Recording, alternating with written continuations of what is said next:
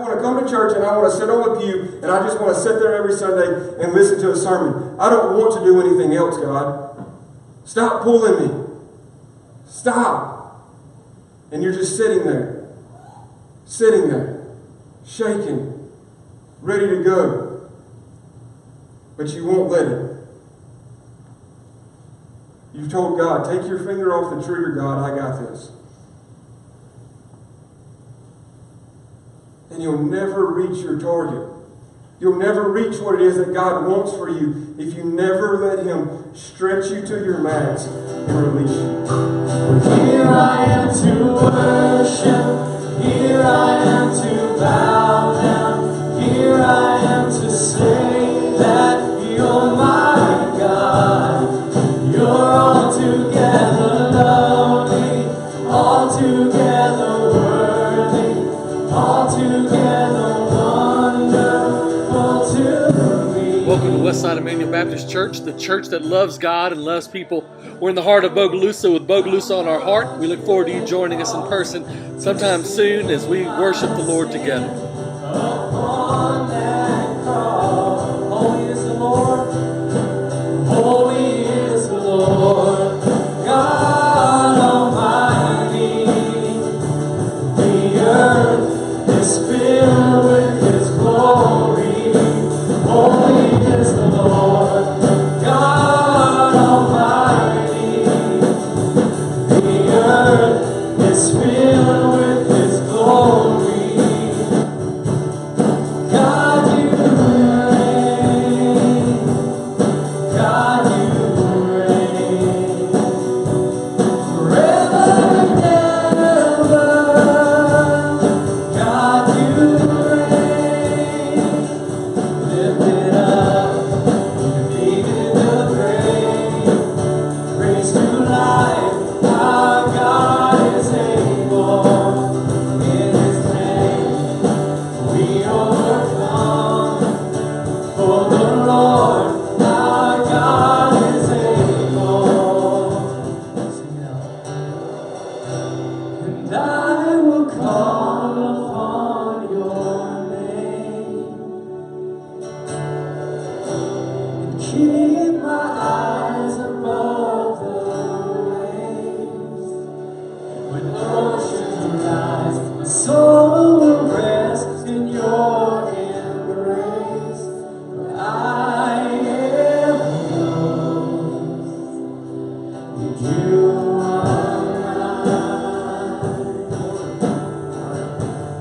If you will, go ahead and turn your Bibles to 2 Kings chapter 13. And as you're turning there, I'm just going to give you a little background of what we're going to be talking about this morning, what's going on here. In 2 Kings, what is going on is there have been numerous kings that have come through Israel. And through all of these kings that have come, none of them have followed God. They've all followed in their father's footsteps, the king before them, and all of them followed in his sins. And then we're going to get down to this king this morning, and his name is Joash. And we're going to see he does something a little bit different. But I just want to throw this out there. If you are a book reader, is there any book readers in here? A lot of people that like to read books. I'm with you, Owen. No. I don't like to read books. I read the Bible, but that's about it. You know, it has some pictures in it that I can look at and I can say, oh yeah, that's kind of neat looking there. Yeah. You know, that camouflage there, or that thing over there in the Cabela's magazine, I need one of those, you know. Unless it has those kind of pictures, usually it has a price tag out there beside it. So I look at it and say, no, I'm not buying that. Flip to the next page and just keep looking through my magazine. But unless it's one of those kind of things, I'm usually not going to pick it up and read it. But for those of you that like to read, and even if you don't like to read, if you want some interesting stories, pick up the Old Testament. Pick up the Old Testament and read through the Old Testament. There's some stories in the Old Testament that'll make those little romance novels by the checkout at Walmart look really good. There's some that are in the Bible that are true stories that really happened that'll make those little romance novels kind of cringe in their shadow. But the fact of it is, out of all the things that are in this Old Testament, it all ends up pointing back to God. And that's the difference between those romance novels and the novel that we have that's in front of us this morning. So if you're there and you're in 2 Kings chapter 13, starting in verse 14, here's what it says. It says, when Elijah became sick, with an illness which he died, King Joash of Israel went down and wept over him, and said, my father, the chariots and horsemen of Israel. Elijah responded, get a bow and some arrows. So he got a bow and arrows. Then Elijah said to the king of Israel, grasp the bow. So the king grasped it. And Elijah put his hand on the king's hand. Elijah said, open the east window. So he opened it. Elijah said, shoot. So he shot. Then Elijah said, the Lord's arrow of victory, yes, the arrow of victory over Arm. You are to strike down the Arameans until you have put them to the end. Then Elijah said, take the arrows. So he took them. Then Elijah said to the king of Israel, strike the ground. So he struck the ground 3 times and he stopped. And the man of God was angry with him and said, you should have struck the ground 5 or 6 times. Then you would have struck the arms down until you had put an end to them. But now you will strike them down only 3 times. Dear Lord, I just pray this morning, Lord, that through this passage of Scripture, through the words that are here, that you spoke a long time before we were ever here, Lord, that you will just speak through me, Lord, that I'll be nothing more than just a tool this morning and a mouth that your words will come from. Lord, I just pray that your arrows of victories will fly this morning and that you will pierce our hearts. And ask in your son's name. Amen. Amen. So, here's what's different. We've got this king, Joash, and if you read anything before then, he had followed in his father's footsteps. He had followed in his father's sins before him. But now there's something different. Elijah's here, and Elijah is sick, and he's about to die. And he realizes that once again, that there's armies coming upon them, and there's nothing that he can do about it. And he knows that this man of God is the only one that might be able to change anything. So he goes to Elijah and he asks Elijah, what am I to do? What am I to do with the chariots? What am I to do with the horsemen of Israel? And here's what Elijah says. He says, get a bow and get some arrows. Okay? He says, get a bow and get some arrows. And do what I tell you to do. You know, this morning, if you saw the screen earlier, it had 3 words on there. It said, pushed, pulled, or stretched. And that's the 3 things I want us to focus on this morning. Is are we pushed, are we pulled, or are we stretched? Okay? And I'm going to try to demonstrate that here in just a little bit. I'm going to get Hunter to help me here in a little while to try to demonstrate how being pushed or pulled or stretched are a little bit different. Okay? But before we get to that, I just want to give you the definitions of them. I don't know if you ever really go back and you look up definitions of word that you already know the definitions of. Does anybody ever do that? I mean, I know what being pushed is. I know that if I push my kid, he's going to fall down. You know, if he pushes at me, I'm going to get upset with him and push back. I understand what being pushed is, okay? But here's the definition of push, okay? It's to exert force on someone or something, typically with one's hands, in order to move them the way of the original force, okay? It's to push somebody into something. It's to push them this way or that way. It's to use force, okay? Here's another definition. It says, push is to move forward by using force to pass people or to move them aside. Okay? How many of y'all have ever been pushed into a swimming pool? Okay? For a lot of us, that was the way that we learned how to swim, where we were pushed into the swimming pool at a young age, and it was either you figure out how to swim to the ladder and get out, or you sit there and you turn into a blue kid. You know, if you have that choice, it's either you're that kid that doesn't ever learn how to swim, or you figure out how to swim because your parents have pushed you into the swimming pool. We did that with our kids. I think that's just the way that Southerners teach people how to swim. It's not, hey, let's go to the Y and pay for swimming lessons and you put a floaty on this. No, it's, hey, there's some water, here you go. You know, figure it out. Our kids are still alive. Obviously, they learned how to swim. I'm still here today to talk about it. I learned how to swim. Most of us in here that can say that we were pushed into the pool as kids, we learned how to swim, right? Being pushed is not always a good thing. No, for that split second of your first time being pushed in, you were scared to death, right? You know, there's some of you this morning, and there's some of us out there in video land, if this gets on video land later, there's some of you this morning that were pushed into getting up and coming to church this morning. Let's be honest. Some of us this morning, we were pushed to come here. Kids especially, a lot of times us parents have to push you. You know, on Sunday mornings, I usually have to push Stevie out of the bed so that she'll get up and finally get dressed. I have to pull the kids out of bed so that they'll finally put their clothes on. Even though we've already got everything laid out from the night before, you still have to give that push to get up. Okay? There's some of you this morning, though, that you were pulled here. That you were pulled to come to church. Not physically by anybody here. Not anybody in here pulled you. But the Spirit of God said, hey, you need to be there this morning. There's something for you. You need to be with God's people. No matter what happens, no matter who's there, you need to be there. And you felt that pull. You felt that pull on your heart. There's some of you this morning that you may be having a pull that God's trying to tell you that you need to change jobs, or you need to fix your relationship, or there's something that's going on in your life that none of us in here have any idea what's going on, but God's telling you that He is pulling you towards that. See, pulling is a whole different thing than being pushed. See, here's the definition for pull. It says to exert force. So once again, it's a force that we're exerting, okay, on someone or something, typically by holding them in order to move or try to move them towards oneself or an origin of that force. You see the difference in being pushed and pulled? When you're pushed, you're pushing somebody away from you. You're pushing something away from you towards something. You're physically taking something and you're shoving it that way. Or you're shoving them that way. But when you're pulling something to you. See, that's the difference between a push from someone and a pull from God. See, I can push you to do a lot of different things. I'm going to push Hunter into this morning and try to make him and me look like a fool. That way, it's not just me by myself over here if we do something wrong and we get in trouble for it, okay? So I'm going to try to push him into that later, and you'll see that in a few minutes. But there's a difference in me pushing somebody to do something and you being drawn into it. See, when Elijah tells him, go get the bow, go get the arrows. He says, grasp the bow. But then he does something, and Elijah puts his hands on the king's hands. And this is an illustration here in the Old Testament of when God puts His hands on us, the difference between when we just try to do it by ourselves.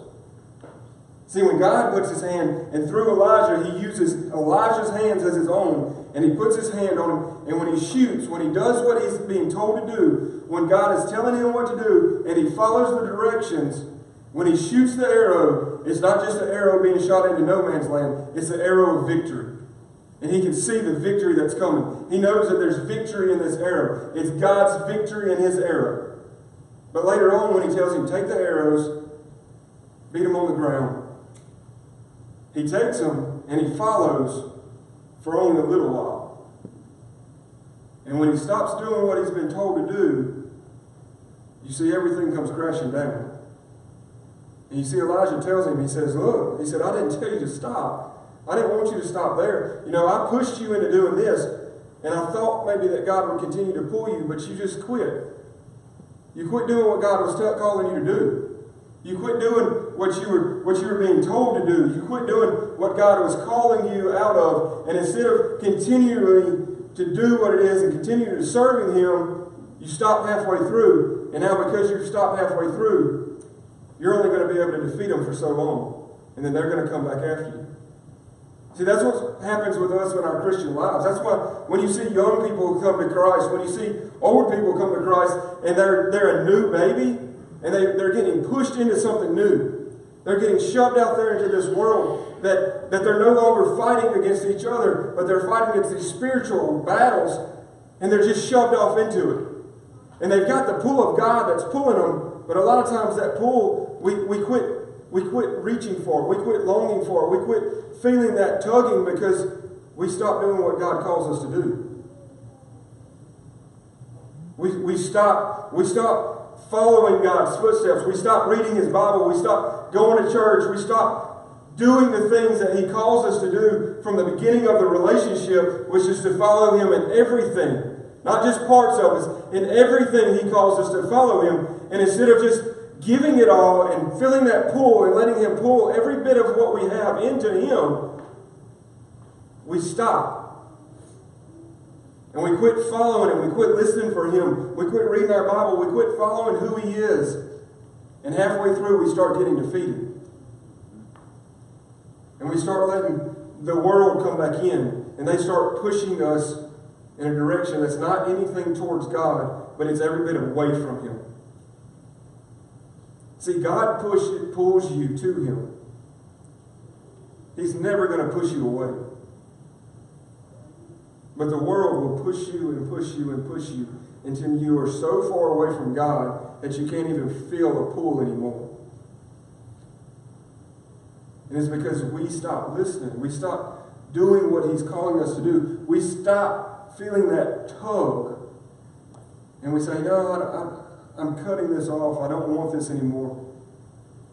But here's where the next thing comes in. Stretched. Stretched. So you've got push, you've got pull, and you've got stretch. Here's really something interesting, because most of us know what being stretched is. Here's what it says that stretch is. It is something soft or elastic, be made or capable of being longer or wider without tearing or breaking.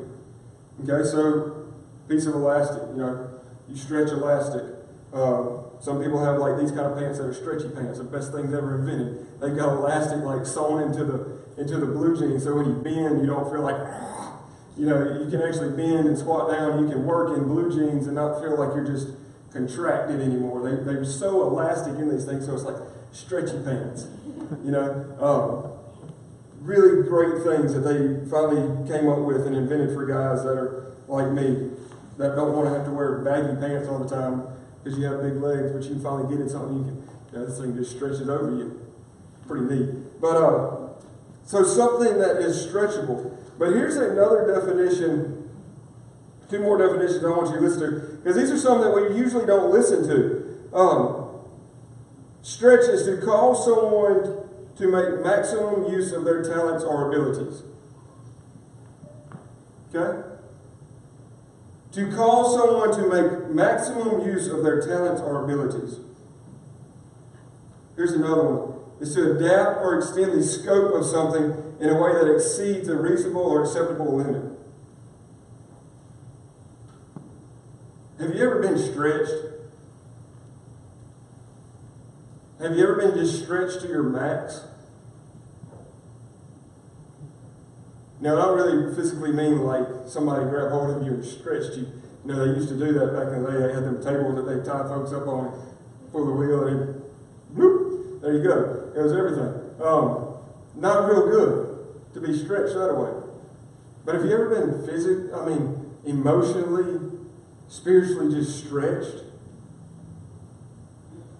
I think I'd rather have my arm pulled out of socket than be emotionally stretched. Because it's the stretch that you can't come back from. It's the stretch that it bends you and it molds you and it makes you into something else. It's always there. It never leaves you. Those kind of stretches, sometimes it's a stretch that God lays on us. And it's because He's trying to stretch us to our limits so that we can exceed to our maximum in our abilities and our talents. And sometimes it's because we quit feeling His pull, so we got ourselves in a bad situation and now we're stretched. And the world is pulling us one way and He's pulling us another way. And we're somewhere in the middle and we can't decide whether we want to do right or wrong. And we feel like there's nothing else that we can do. Like we're trying to please these people over here and we're trying to be good and come to church, but we can't do both because Monday through Friday, I'm one person, and on Sunday, I'm a different person. And we're stretched. We're trying to be a good person to our wife or our husband, but then our kids, we kind of push them away and leave them out, and we're stretched in between. Or we're trying to do everything we can for our kids, but we're leaving our wife out, or our husband out. And you don't know how to manage and be there in between. There's days that I get up and alarm clock goes off and it's 5 o'clock and I'm like, man, I do not want to go to work this morning. But there's something that is stretching me because I know I got to pay the bills when the paycheck comes. But I'm stretched between I want to be home with my kids, I want to be home with my wife, I want to go do things. I see all these people putting all these pictures up over Facebook and I'm like, yeah, that'd be real fun doing that today. But I know if I don't go to work and I don't pay the bills, then the little bit of fun that we get to have, I'm not going to have it because I ain't going to be having the stuff. I'm going to have to sell something, We're stretched all the time in this life. And it's the stretch that molds us and it makes us who we are. It makes our talents greater than what they are. It makes our abilities become more than just an ability. It seems like sometimes we're superheroes. I mean, when you look at moms and you see all the things that they do in a regular day, and you see how they're managing the house and the kids and the laundry and the dishes and the food and all the other things, and you look at their abilities and you know that they're stretched to the max, and you realize, hey, you know, all of their abilities is almost like a superhero. They may not be flying, but they look like they are. Because a lot of times us dads look at it and we're like, man, how do you do all this stuff? And I'll just give me a job. I'll go back to work. We're stretched so much. We're stretched so much sometimes that we don't know if we're being pushed or pulled. So let's try this. Let's see how this is going to work out. I didn't bring my target this morning. Hunter, if you'll come give me a hand with this. We'll see how this actually works in real life, okay? So we're going to go through this. We're going to get a bow, and we're going to get some arrows, and we're going to try to shoot this thing, okay? So Hunter's got a bow. We don't got to put the release on. We'll do it this way, okay? We got an arrow.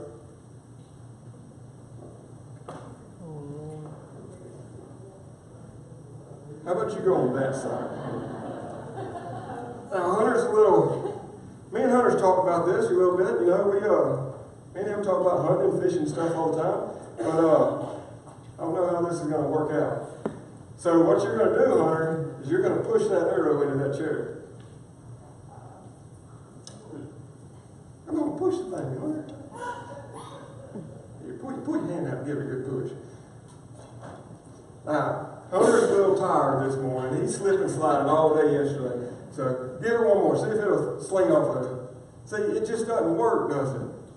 You know, I told Hunter I was going to actually try this and do this for real. Y'all give Hunter a round of applause. Y'all see that the difference in the push. They got pushed a little bit. But now if well here, I'll let you hold it for a second. Now and I'm not going to actually shoot it because I don't want to get in trouble. I was actually going to shoot this morning, but me and Lake had a little trouble yesterday, and I realized it's time for me to buy a new target because yesterday when I did, I shot through it. So I didn't want to be that guy that shot a hole in the wall. Miss Esther might have been a little upset with me if I did that this morning. But you see the difference when you push this. There's not a whole lot happening, is there? There's nothing to give here. But if you take and you put this little handy-dandy thing on here, and you pull, there's a lot more resistance there. There's a lot more stretch there. You know, at this point, if I was to hit this button, I would tear my bow up and possibly hurt my arm. Okay? A couple of us went on a bow fishing trip a few years ago, and we saw that happen a couple times. Because when we took our eyes off, when the arrow came off, when what we were using to shoot with, what God had gave us, when it came off the rest and it was let go, everything went haywire and the bow blows apart. It's not real good. It makes a real funny sound of twang. Yeah, and you know exactly what happened. But you see the difference. If we push this, if I take one of these arrows and I push this, even if I was pointing at one of y'all, which I won't do, but if I was, there's nothing that's going to happen because that's not what it's made for. Thank you, Hunter. You can say that. You don't got to stay up here with me. You see, this is designed in a way not to be pushed.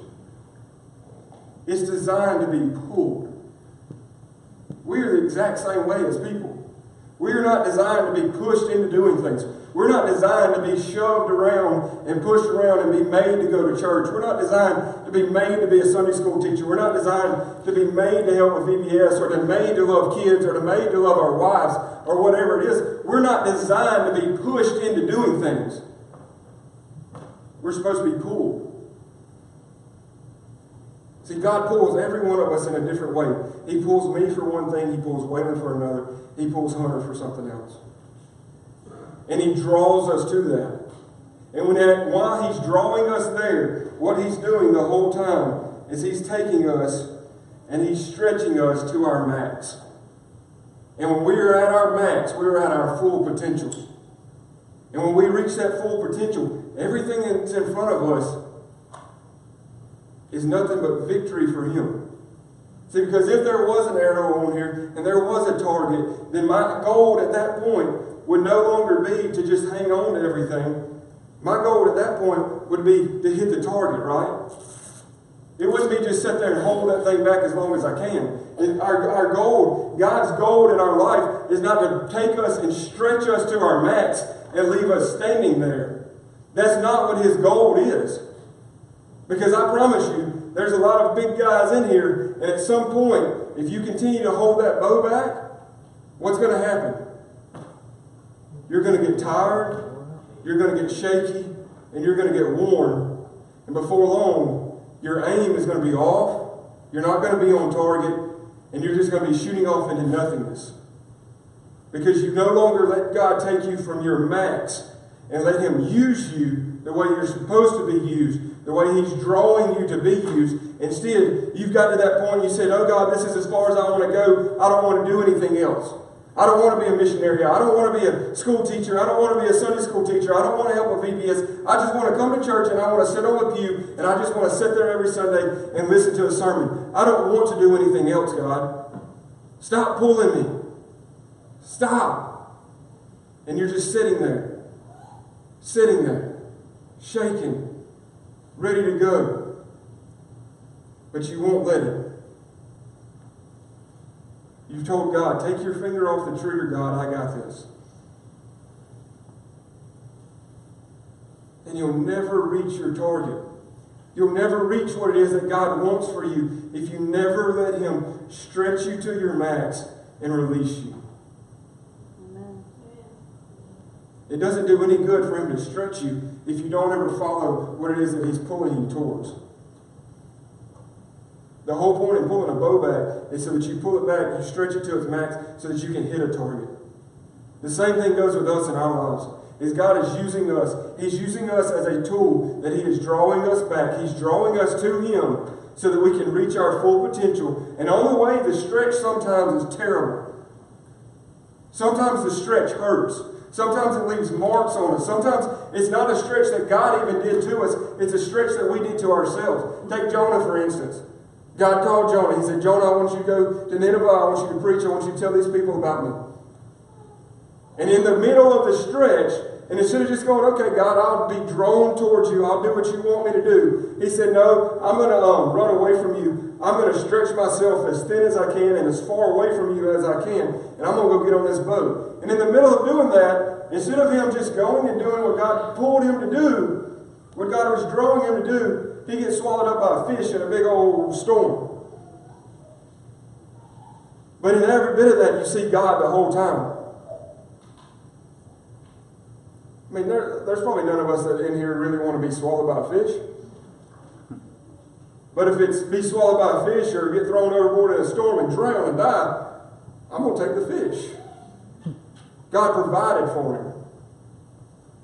Even when we're dumb and we run away from God and we stretch ourselves away from Him, He still provides the whole way for us. So that we can see who He is, so that we can see that He is still the God that's providing. You see, even though the king didn't do exactly everything that God called him to do, and he only beat the ground 3 times, he still had victory for those 3 times. But if he would have continued following God's path, he'd have victory forever. Amen. That's the difference between when we follow God and we give into Him His pull and we let Him stretch us. See, Joseph in the Bible. If you look at the story of Joseph, Joseph was stretched to his max time and time again. And a lot of times the stretches that Joseph went through was nothing that he was doing for himself. It was the fact that his brothers or someone's potter's wife or the prisoner guard, it was always somebody else doing these things to him. But if you notice when you read through Joseph's story the whole time, through everything that happens, it says that he remained in God's will.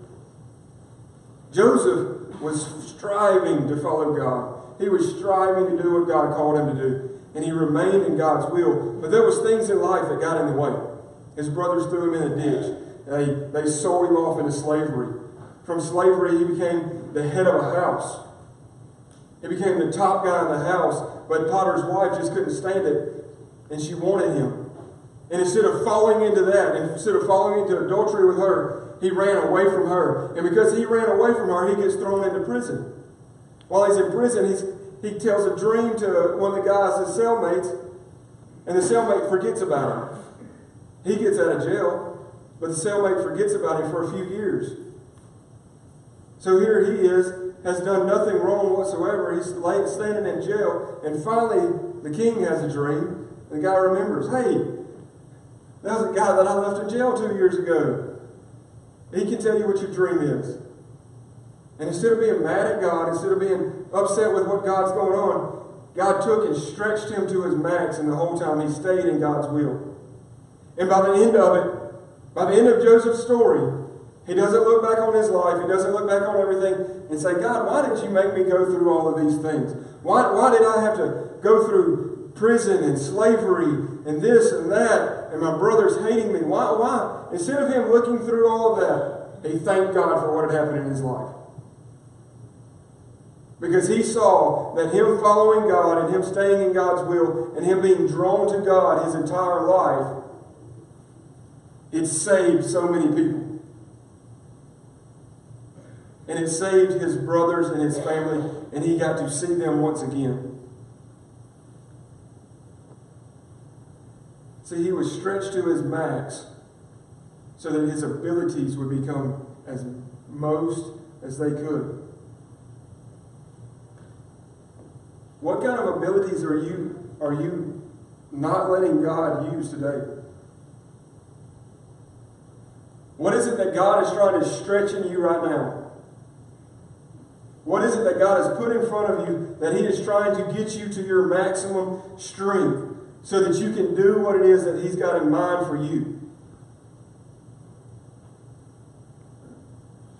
God has something for all of us.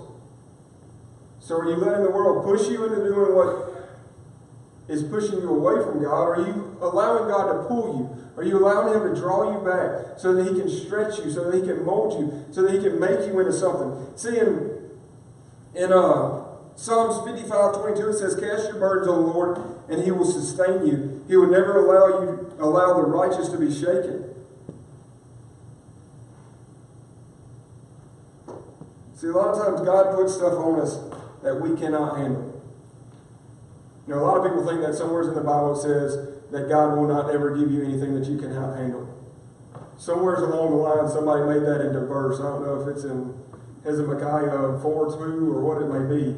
But somebody made up that verse a long time ago that God will never give you more than you can handle. Wrong. Wrong.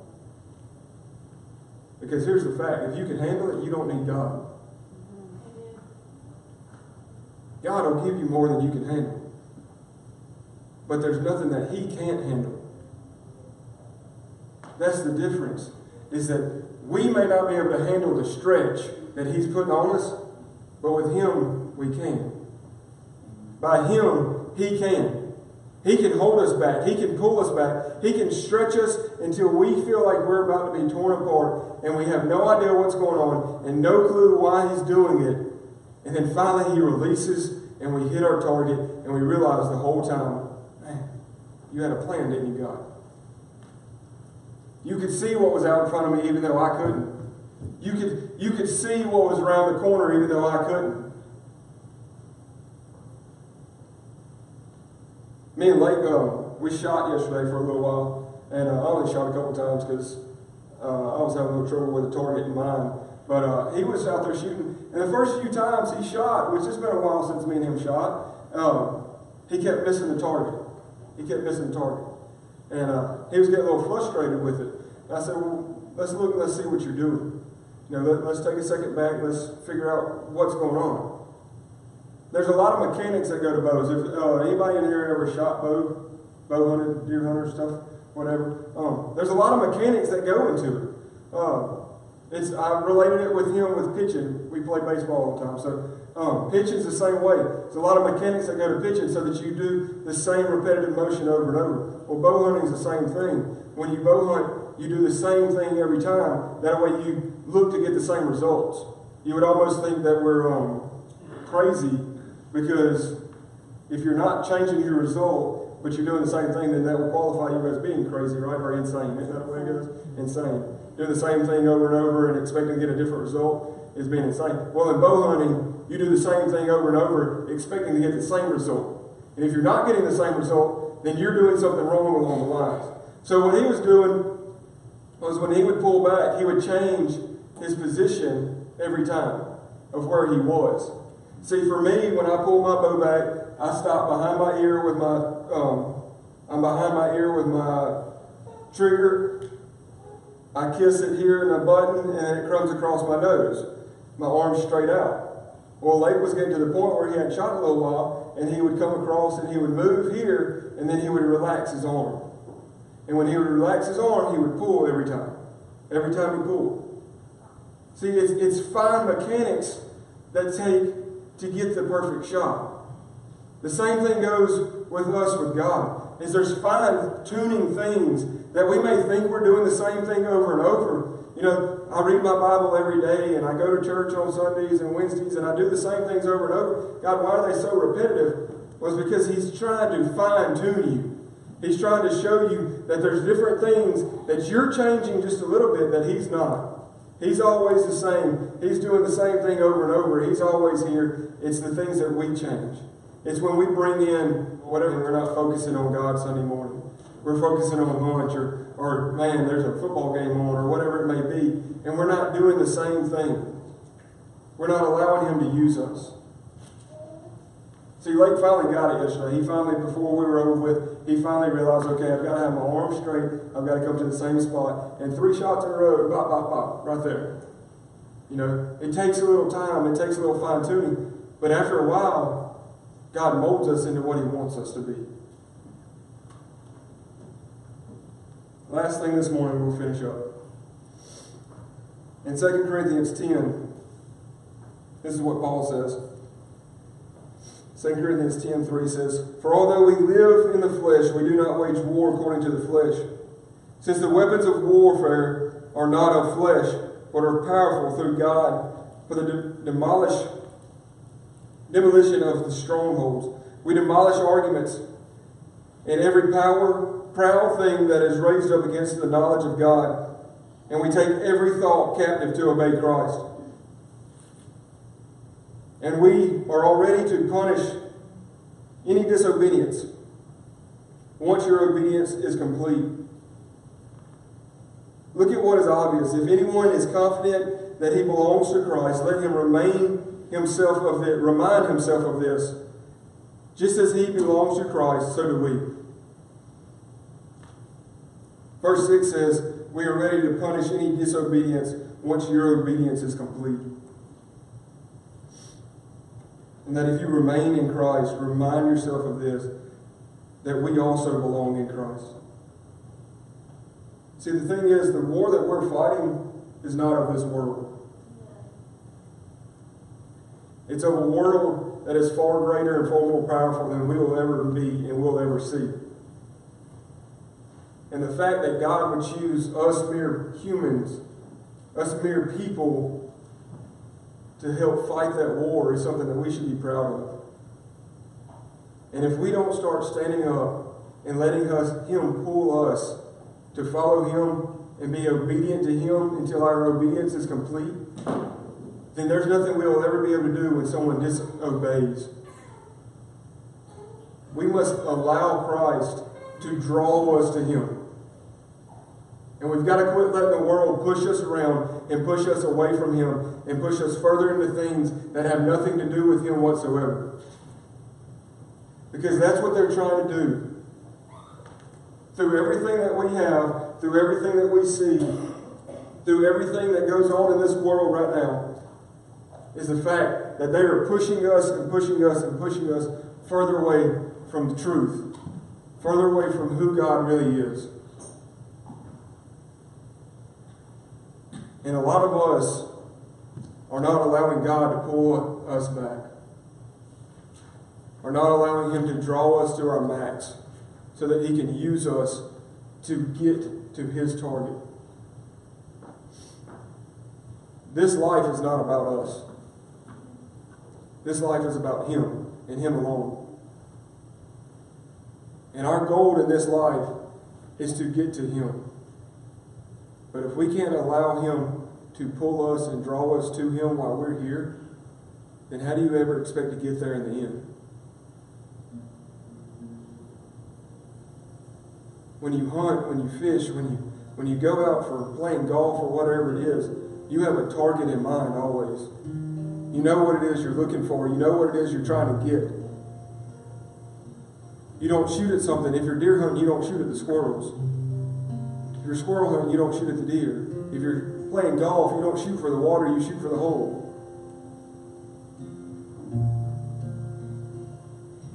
In life, we've got to realize that God has a target that we're supposed to hit. And everything that He's doing to us in between is preparing us to get to that target. It's preparing us for that perfect shot, for His perfect timing. But if you're not feeling Him pull, if you're not feeling Him draw you to Him, then what's standing in the way? Are you letting the world push you around? Are you letting your job push you? Are you letting just people in general tell you that God's not important, that there's other things in life that there's more important, that work's more important than church, that there's things in this world that are more important than what Christ has for you? Because in the end, all these things are not going to add up to anything. So my question to you this morning is, which one are you? I don't want to push you into a relationship with Christ, and I would never do that. And I don't want anybody to have to push someone into a relationship with Christ, because you should be drawn into it. But you're somewhere in that mist this morning. Some of us in here this morning were pushed to come to church.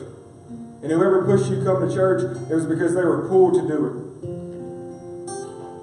And there's some of you this morning that were drawn here because that's what God's plan is for you, that you would hear this and that you would be able to push someone else. Some of you are having a pull right now that God's pulling you to do something different in your life. Maybe it's He's drawing you to ministry. Maybe He's drawing Him to Himself. Maybe He's drawing you to be a better husband or a wife or child or someone at work or whatever it may be. God's pulling you, and you can feel that pull, and you're in that mist of you're just sitting there. You won't let Him release you. But there's some of us this morning that are in that stretch. You hadn't reached your maximum capacity. You hadn't reached your max of your abilities. You're being pulled, but at the same time you're being pushed. And you can't figure out where the push and where the pull is coming from. And you don't know if you should follow the world or if you should follow God, because everything in between just feels like it hurts.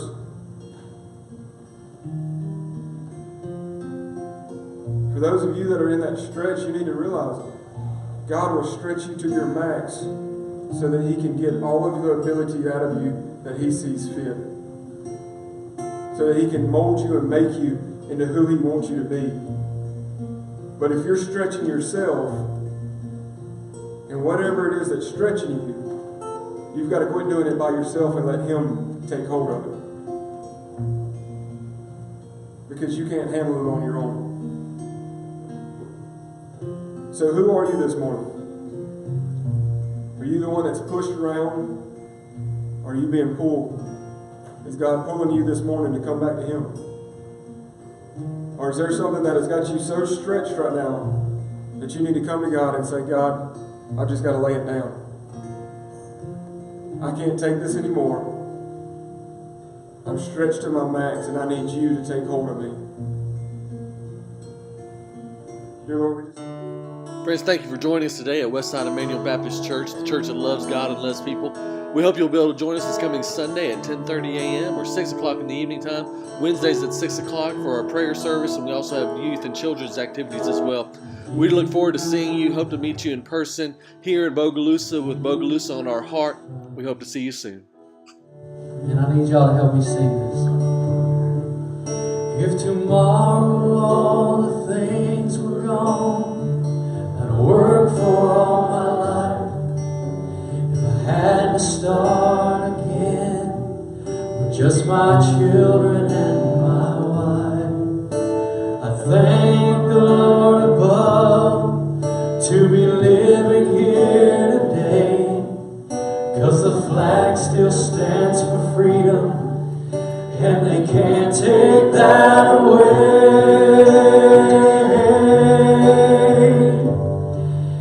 And I'm proud to be an American, where at least I know I'm free. And I won't forget the man who died, who gave that right to me. And I gladly stand up next to you and defend her still today, 'cause there ain't no doubt I love this land.